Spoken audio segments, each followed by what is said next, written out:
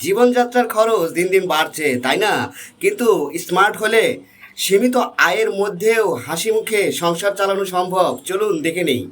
প্রথমেই বাজেট করুন। মাসের শুরুতেই আয় ব্যয়ের হিসেব করে অপ্রয়োজনীয় খরচগুলো বাদ দিন। বুদ্ধিমত্তার সাথে বাজার করুন। সপ্তাহে একবার বাজার করলে খরচ বাঁচে। অফার ও ডিসকাউন্ট দেখুন। আর সবসময় স্থানীয় এবং মৌসুমী জিনিসপত্র কিনুন। পুষ্টি পাবেন এবং খরচও কমবে।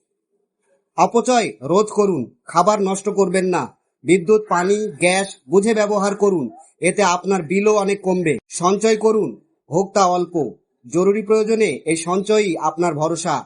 আর পরিবারের সবাইকে সাশ্রয়ী হতে শেখান। এটা একটা টিম ওয়ার্ক। ঘরেই বিনোদন খুঁজুন। বাইরে না গিয়ে বই পড়ুন, সিনেমা দেখুন। আর রেস্টুরেন্টের বদলে বাড়িতেই রান্না করুন। অনেক টাকা বাঁচবে। মনে রাখবেন, কম খরচে সংসার চালানো মানে কিন্তু কষ্ট করা নয়, এটা হলো স্মার্টলি বাঁচা।